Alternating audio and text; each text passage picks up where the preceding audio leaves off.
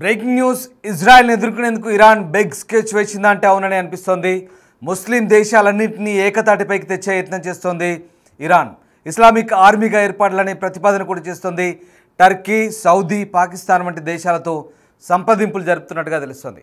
Iran ప్రతిపాదనకు పెద్దగా స్పందన రానట్లు తెలుస్తోంది. ఒక్క దేశం కలిసి వచ్చిన యుద్ధం తీరు మారుతుందంటూ ఇరాన్ అభ్యర్థిస్తోంది. త్వరలోనే అణ్వాయుధ దేశంగా ఇరాన్ మారబోతుందంటూ చెప్తోంది. ఆ దిశగా వేగంగా అడుగులు కూడా వేస్తోంది ఇరాన్. ప్రస్తుతం America, Russia, France, Bharat, Pakistan, China, Israel, ఉత్తర కొరియా దగ్గర అణ్వాయుధాలున్నాయి. ఇరాన్ కూడా అణ్వస్త్ర దేశంగా మారితే తమ మనగడికే ముప్పు అంటూ ఇజ్రాయెల్ భావిస్తోంది. అందుకే ఆ దేశ అణుస్థావరాల లక్ష్యంగా దాడులు చేస్తుంది. పరోక్షంగా ఇరాన్కు సహాయం చేస్తానంటూ పాకిస్తాన్ చెప్తోంది. ఈ నేపథ్యంలోనే పాకిస్తాన్ మళ్ళీ మాట మార్చిన పరిస్థితి కనబడుతోంది.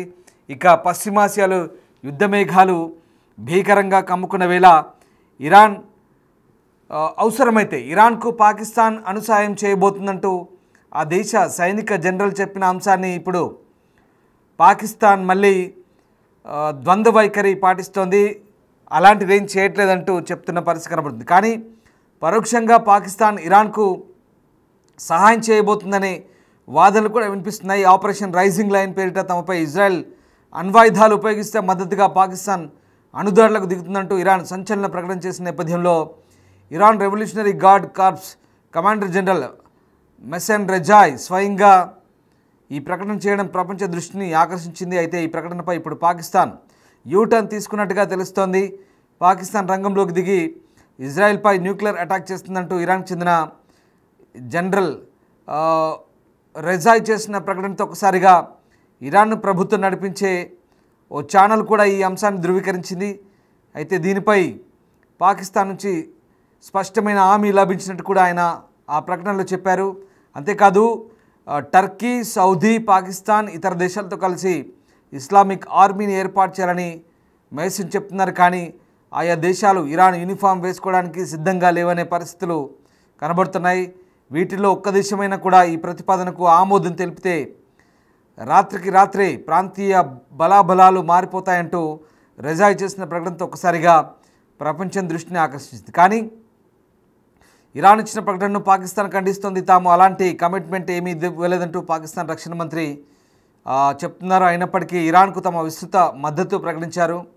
ఇరాన్ రాజధాని టెహ్రాన్పై ఇజ్రాయెల్ చేసిన దాడుల్ని పాకిస్తాన్ ఇదివరకే ఖండించింది.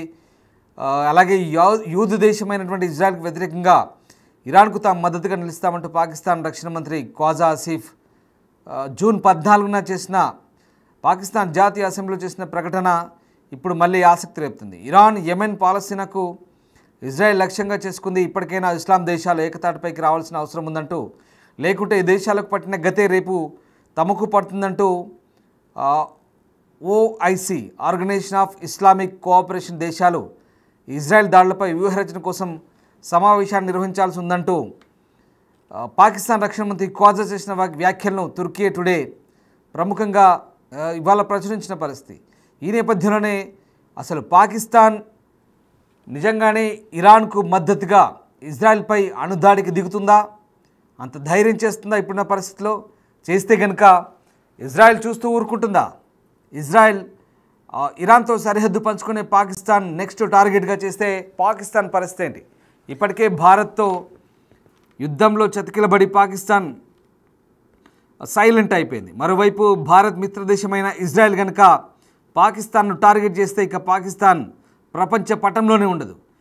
భయంకర పరిస్థితులు ఎదుర్కొంటే ఏకంగా ఇరాన్, పాకిస్తాన్ వరుసగా మరోవైపు సిరియా, లెబనాన్, ఇరాక్ ఇలా చాలా దేశాలపై ఇప్పటికే ఇజ్రాయెల్ వరుస దాడులు చేస్తోంది.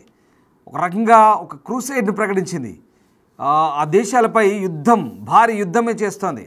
రణరంగంగా మారుతున్న పరిస్థితి. ఈ నేపథ్యంలో ఇటు ఇస్లామిక్ దేశాలన్నీ కూడా ఏకతాటిపైకి రావాలంటూ చేస్తున్న విజ్ఞప్తిని ఎంత మేరకు ఈ దేశాలన్నీ ఆ అభిప్రాయానికి విలువనిస్తాయి? ముఖ్యంగా తుర్కీ అంటే టర్కీ, సౌదీ, పాకిస్తాన్ ఇలాంటి దేశాలన్నీ కూడా కలిసి రావాలంటూ ఇరాన్ చేస్తున్న ప్రతిపాదనకు ఇప్పుడు ఏ దేశాలు మద్దతు ఇస్తాయని మాత్రం నిజంగా అది అమలుకు నోచుకొని ఒక రకమైనటువంటి జట్టుగా మనం చెప్పొచ్చు. ఎందుకంటే ప్రస్తుతం ఉన్న పరిస్థితుల్లో సిచ్యువేషన్ అంతా చేయి దాటిపోతుంది. వాస్తవానికి ఇప్పుడున్న పరిస్థితుల్లో ఇరాన్ ఇజ్రాయెల్ దాడులు వాస్తవానికి మూడో ప్రపంచ యుద్ధానికి దారి తీయబోతాయనే ఆందోళన కూడా వ్యక్తమవుతున్న నేపథ్యంలో ఈ దేశాలు జట్టు కట్టడం అనేది చాలా అనుమానాస్పదంగా కనిపిస్తుంది. ఎందుకంటే సౌదీ కావచ్చు, యుఏఈ కావచ్చు, ఈ రెండు దేశాలు కూడా ఏ కోశాన ఇరాన్కు మద్దతు ఇచ్చే పరిస్థితి లేదు.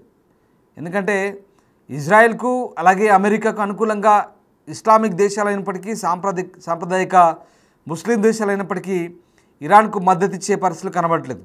అలాగే మిగతా దేశాలు ఒకవేళ అజర్బైజాన్ లాంటి చిన్న దేశాలు అసలు ఆ దేశాన్ని పెద్దగా లెక్కలోకి తీసుకొని పరిస్థితి, ఎందుకంటే అది చాలా చిన్న దేశం భౌగోళికంగా కూడా.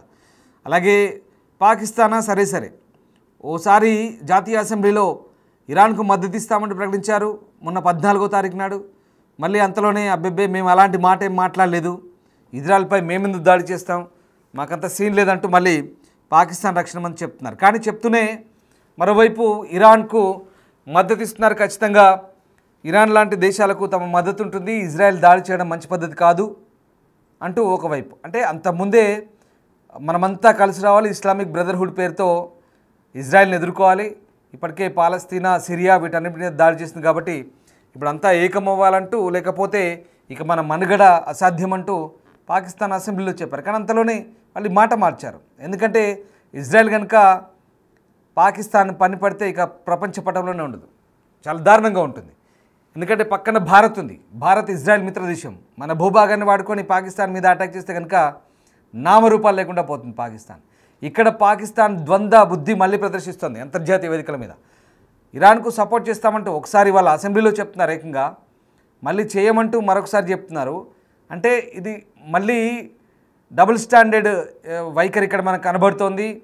ఈ నేపథ్యంలో మరి పాకిస్తాన్ నమ్మాలా వద్దా అనేది ఇక్కడ ఇరాన్ ఎంతవరకు నమ్మాలి లేదనేది వాళ్ళు డిసైడ్ చేసుకోవాలి. పాకిస్తాన్ దగ్గర అణ్వాయుధాలు ఉన్నాయి వాస్తవమే, అదొక అణ్వస్త్ర దేశమే. కానీ పొరుగున భారత్ ఉంది, అంతకు మించి చాలా భయంకరమైన పరిస్థితి ఉంటుంది. పాకిస్తాన్ కనుక తెగబడి దుస్సాహసం చేసి ఇజ్రాయెల్ మీదకి దాడికి తెగబడితే కనుక పక్కా దేశమైనటువంటి భారత్ మిత్రదేశం, మనకెప్పటి నుంచో తాతల కాలం నాటి నుంచి ఇజ్రాయెల్ మనతో బలమైన బంధాలు ఉన్నాయి, సాంస్కృతిక బంధం ఉంది, వారసత్వ బంధం ఉంది. యూదులు, హిందువులు ఎప్పటి నుంచో సాంస్కృతిక వారసత్వ స్నేహాన్ని కొనసాగిస్తున్నారు. అంతేకాదు ఇజ్రాయెల్ మనకు అన్ని విధాలు ఆదుకుంటుంది, సైనిక సహాయం చేస్తోంది, వ్యవసాయపరంగా టెక్నాలజీని అందిస్తోంది. ఇవాళ మన భారత్ ఈ రకంగా నిలదొక్కుంటుంది సైనిక పరంగా, పొరుగు దేశమైన దాయాదైన పాకిస్తాన్ ఎదుర్కొంటుందంటే ఇజ్రాయెల్ అందించిన టెక్నాలజీ వల్లే, ఇజ్రాయెల్ అందించినటువంటి సైనిక సహకారం వల్లే. అది మాత్రం సుస్పష్టం, కాదనలేని వాస్తవం. అంతెందుకు మొన్న భారత్ పాకిస్తాన్ యుద్ధమైనప్పుడు ఆపరేషన్ సింధూర్లో మనం చాలా వరకు ఇజ్రాయెల్ ఆయుధాలని వాడాం, చాలా వరకు ఇజ్రాయెల్ మిసైల్స్ని, ఇజ్రాయెల్ డ్రోన్లని వాడాం మనం. అలాగే మన స్వదేశీ పరిజ్ఞానంతో తయారు చేసిన వాటిని వాడాం, అలాగే రష్యాను కూడా వాడాం. అంటే చాలా వరకు మనకు ఇజ్రాయెల్ సహకరిస్తున్న పరిస్థితి. ఈ నేపథ్యంలో ఒకవేళ పాకిస్తాన్ కనుక ఇజ్రాయెల్పై న్యూక్లియర్ వార్ చేస్తే భారత్ ఊరుకుంటుందా? ఊరుకోదు. మన మిత్రదేశమైన ఇజ్రాయెల్కు సహాయం చేస్తాం. మనం నేరుగా యుద్ధంలో పాల్గొకపోయినా మన భూభాగాన్ని ఉపయోగించి ఇజ్రాయెల్ అటాక్స్ కనుక చేస్తే పాకిస్తాన్ నామరూపాలు లేకుండా పోతుంది, ప్రపంచ పటంలోనే లేకుండా పోతుంది. ఎందుకంటే పొరుగున ఆ బలూచిస్తాన్ నుంచి ఇరాన్కు కనెక్షన్ ఉంది. కానీ బలూచిస్తాన్ ఊరుకుంటుందా? బలూచిస్తాన్ ఇప్పటికే పాకిస్తాన్తో ఢీ అంటే ఢీ అంటుంది. అసలు స్వతంత్ర దేశంగా ప్రకటించుకుంది బలూచిస్తాన్. ఎక్కడ పాకిస్తాన్ బలూచిస్తాన్కి ఇక లింకే లేదు. ఇప్పటికే బలూచిస్తాన్ వేరుగా అయిపోయింది, సొంత జెండా పెట్టుకుంది, సొంత దుకాణం పెట్టుకుంది. బలూచిస్తాన్ ఆల్రెడీ పాకిస్తాన్ నువ్వు మాతో సంబంధం లేదు పో అంటుంది. ఎందుకంటే బలూచిస్తాన్ ప్రజలు దశాబ్దాల కాలంగా అణచివేతకు గురవుతున్నారు, మానవ హక్కులు హరించబడుతున్నాయి. పాకిస్తాన్ చేసే పాలనకు అక్కడ బలూచిస్తాన్లో ప్రజలు విసిగెత్తారు. చూసాంగా మనం పాకిస్తాన్ ఆర్మీని ఏ రకంగా లేపేస్తున్నారు బలూచిస్తాన్ వాళ్ళు.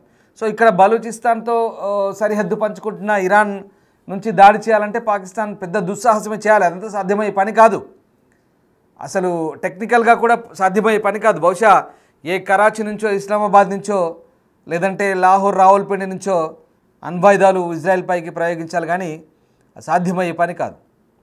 సో సరే అదంతా క్యాలిక్యులేషన్స్ పక్కన పెడితే ఇక్కడ సాధ్యమయ్యే పని కాదు. కానీ ఇస్లామిక్ దేశాలన్నీ ఏకతాటిపైకి రావాలంటే అది సాధ్యమయ్యే పని కాదు. సౌదీ కుదరదు, సౌదీ రాదు, యూఏఈ రాదు.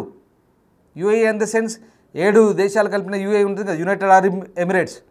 7 రీజియన్స్, 7 ప్రావిన్స్ కలిసింది. దుబాయ్, అబుదాబి ఇలాంటివన్నీ కూడా ఇవేమి రావు, కలిసి రావు. వాళ్ళంతా అభివృద్ధిని కోరుకుంటున్నారు, యుద్ధాన్ని కోరుకోవట్లేదు, మత ఛాందసవాదాన్ని అసలే కోరుకోవట్లేదు. అఫ్కోర్స్ సౌదీ అరేబియా చాలా హార్డ్ కోర్ ఇస్లామిక్ కంట్రీ. కానీ ఇక్కడ ఇలాంటి పిచ్చి చేష్టలు పోదు, యుద్ధాలకు పోదు, అహింసకు పోదు.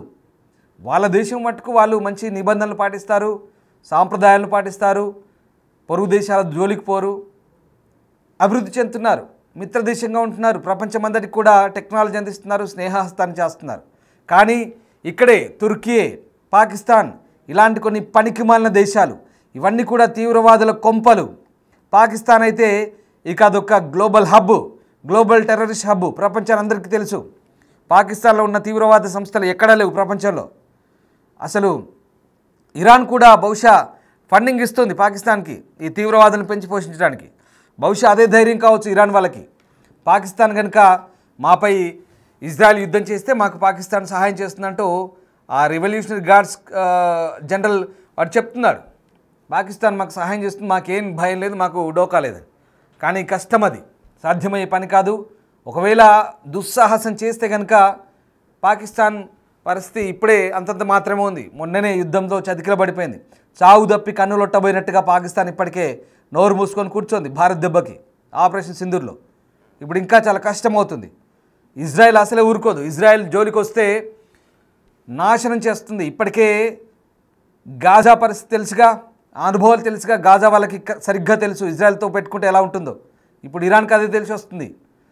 ఇప్పటికే లక్షలాది మంది ఇరాన్ నుంచి పోతున్నారు, టెహ్రాన్ నుంచి పోతున్నారు. క్యూ లైన్లో లక్షలాది కార్లు ఉన్నాయి, రాజధాని వదిలేసి వెళ్ళిపోతున్నారు. అసలు ఇజ్రాయెల్ సామర్థ్యం ముందు ఎందుకు పనికిరావు ఇరాన్ కానీ పాకిస్తాన్ కానీ కేవలం అణ్వాయుధాల బూచి చూపి పాకిస్తాన్ భారత్ని ఎలాగైతే బెదిరించిందో ఇరాన్ అలా బెదిరించలేవు. ఎందుకంటే ఇజ్రాయెల్ని అలా బెదిరించలేవు. ఇజ్రాయెల్ బెదిరిస్తే పశ్చిమ దేశాలు ఊరుకో, అన్ని రంగంలోకి దిగుతాయి నేరుగా. బ్రిటన్ కావచ్చు, అమెరికా కావచ్చు, మిగతా పశ్చిమ దేశాలు ఇవన్నీ కూడా నేరుగా అప్పుడు యుద్ధంలోకి వస్తే బహుశా 3వ ప్రపంచ యుద్ధం తప్పదేమో. ఎందుకంటే రష్యా, చైనా ఇరాన్కు సపోర్ట్ ఇస్తాయి, కానీ పరోక్షంగా ఇస్తున్నాయి, డైరెక్ట్గా యుద్ధంలోకి కూడా రావు. అవి వస్తే చాలా విధ్వంసం ఉంటుంది. ఇంకా ఇదంతా ఊహించుకోలేము. ఒకసారి ఊహించుకోండి, అసలు Russia, China, America, Britain, Bharat ఎప్పుడు న్యూట్రల్గా ఉంటుంది, శాంతి. ఆ 2 దేశాలు పశ్చిమాసియాలో మీరు దాడులు ఆపుకుంటారనైనా మోదీ కూడా స్పందించాడు, దాడులు ఆపండి వద్దు అని చెప్తున్నారు. మన మిత్రదేశం ఇజ్రాయెల్ చెప్తున్నాం, పొరుగు దేశం ఇరాన్ చెప్తున్నాం. ఇరాన్ కూడా మనకు సాంస్కృతిక వారసత్వ దోస్తానుంది, ఇరాన్కు ఉంది. కానీ కొన్ని పక్కదారి పడుతున్న పరిస్థితుల ప్రభావంతో ఇరాన్ కూడా. సో ఇలాంటి పరిస్థితులు ఉన్నాయి. సో మొత్తం మీద ఈ క్షిపణి దాడులు, బాంబు శబ్దాలతో పశ్చిమాసియా దద్దరిల్లుతున్న ఈ నేపథ్యంలో ఇజ్రాయెల్, ఇరాన్ పరస్పర దాడులతో పరిస్థితి మరింత తీవ్ర రూపం దాలుస్తోంది.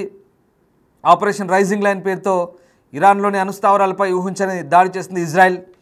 అత్యున్నత సైనిక దళమైన ఇస్లామిక్ రెవల్యూషనరీ గార్డ్ చీఫ్ మరణించారు, సలామీ హుసేన్ చనిపోయారు, బాఘేరి చనిపోయారు. దాదాపు ఇప్పటివరకు 230 మంది దాకా చనిపోయినట్టుగా తెలుస్తుంది. ఇరువైపులా ఇటు ఇజ్రాయెల్ కూడా ఇరాన్ కూడా తక్కువేం తినలేదు. టెల్-అవీవ్పై దాడి చేస్తుంది ఇజ్రాయెల్పై, అలాగే చాలా ప్రాంతాల్లో జెరూసలేంపై దాడి చేస్తుంది, హైఫా నగరంపై దాడి చేస్తుంది. అక్కడ కూడా ప్రాణ నష్టం అవుతుంది. ఇక్కడ అమెరికా ప్రమేయం ఏం లేదని చెప్తూనే అమెరికా వెనకాల ఇజ్రాయెల్కు పరోక్షంగా మద్దతు ఇస్తున్న పరిస్థితి కనబడుతుంది.